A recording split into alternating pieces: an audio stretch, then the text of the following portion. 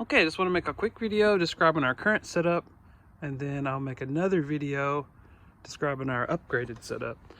There is a steel beam that runs across the top there that I added. I just bought 2 pieces of 1-inch square channel at Home Depot, and I real simple wire welded it together and then attached it with bolts to the there's a brace up there. You can just slide it in. Sorry, I don't have pictures of that. I used, this is an Amazon kitchen mount, under cabinet kitchen mount. It's pretty nice because it locks up. You see that little gold cam that rolls? I had to replace the mount because this little guy wears out. You can see it's kind of digging in to it, but it's good for 3-4 years with 6 kids. But oh, I'm sorry, I got it turned the wrong way. And lock. Sorry, let me get the light. And then it doesn't want to come down because it's very stiff, but it comes down. You can adjust the tension of this screw and it'll hold the TV at just about any angle. It's pretty reliable. I shortened it when I got it. Cut the extra off. This is the power wire. This is the audio jack. This connection broke. Sorry, this connection broke right here in this bend, and the audio got intermittent. So we're on a road trip. We bought a new cable.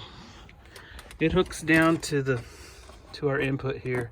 I'm not sure. If I didn't have this, I'd probably use an FM transmitter or something. That wire in the ceiling runs down to the trim here, and then down the post here, and then up behind the glove box over. And I just had it. I had it coming out right here, and that worked pretty good because I had extra cable. If you're gonna do that, go ahead and run 2 cables. Just go ahead and have an extra cable in there. Run 2 of whatever. For power, that is a 12 volt. It goes in the firewall, and it comes to the center of the console there inside the light. There's a connection. It goes across down the pillar and into the to the fuse box over there. I'll show you that in just a minute. The TV is a 28-inch Pro Scan from Walmart. I don't remember. It's a 720p. It's not a great TV. It's just a cheap, inexpensive, 120 bucks. It's got the side-load DVD player on it, which is nice.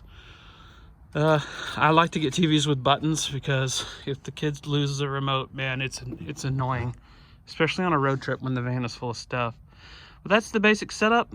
I'll make another video and probably add it together and show you the new setup. I'm gonna get started.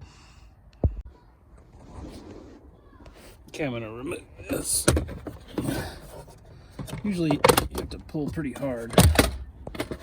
See, this is the little pieces here that you have to unclip.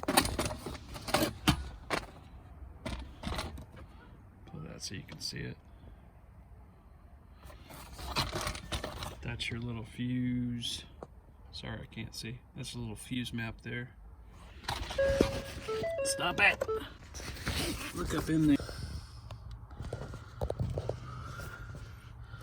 If you can.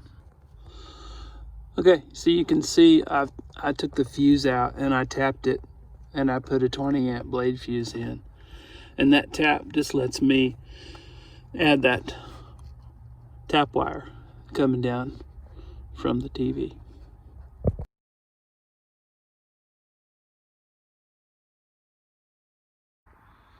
Okay, I got the new TV mounted. This is the original 12 volt feed for the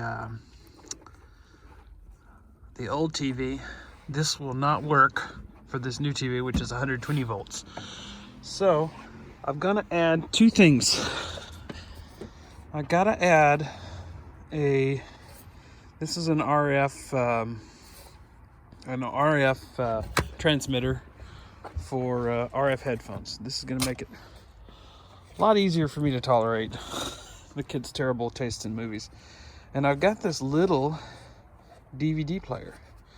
And the beautiful thing about this guy is it is powered by a mini USB, which I have USB, a 1 amp USB on the TV, which I've tested and it works fine.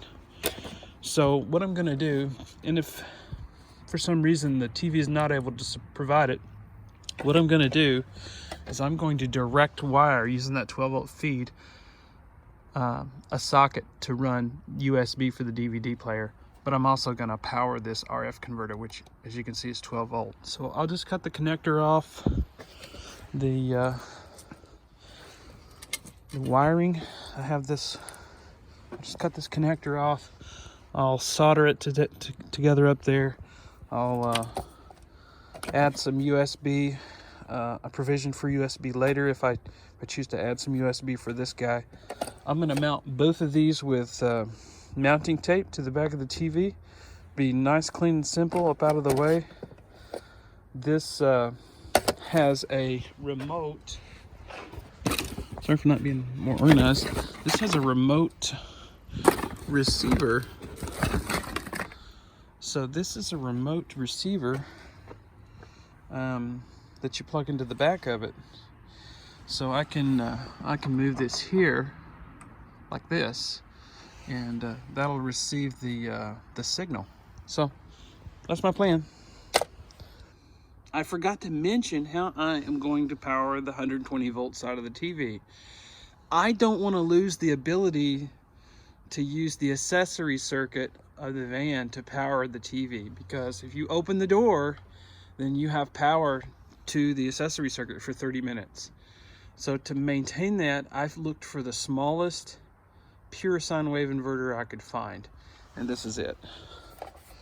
It's a Samlex pure sine wave 120 volt. I got it on eBay used, 35 bucks.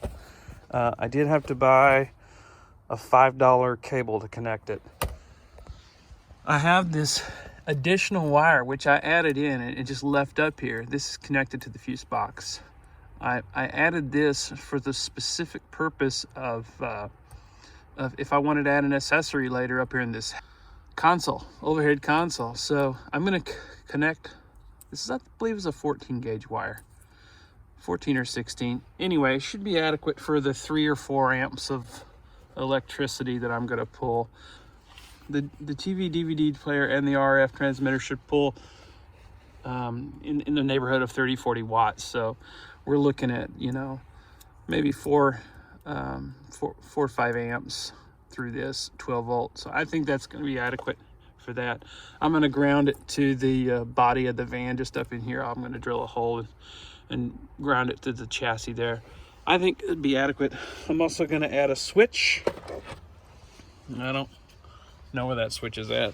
I've got a switch. I'm gonna add a switch to turn it off and on, turn the inverter off. I'm gonna mount the inverter up in here or up on top there. One of those. That should work fine. Progress report. It's cold. It's 10 p.m. I got to get up in the morning and take this thing to the shop. 6 o'clock. I've got a switch installed for the inverter. I've got the inverter installed up here. Got some extra wire there. I can push that down. Anyway, I'm going to double sticky tape that down. Let's see. I've got the connection made for the RF transmitter for the headphones. I've got 110 volt run from the inverter to here. I just snaked the wire through the headliner there. This is an extra 12 volt circuit. This is 12 volt, this is 120 volts. So if I want to run something on 12 volt, I can hook it here. If I want to run something on 110, I can hook it there. But I'm gonna cut the cable of the TV shorter and solder it to that and shrink wrap it, and then run some little holdy deals clamps across here. I'm going to stick a piece of angle up here, and then I'm gonna two-sided tape. I'm gonna two-sided tape the RF meter to the top of the TV. I think that'll work good. That's gonna get her going. See you tomorrow.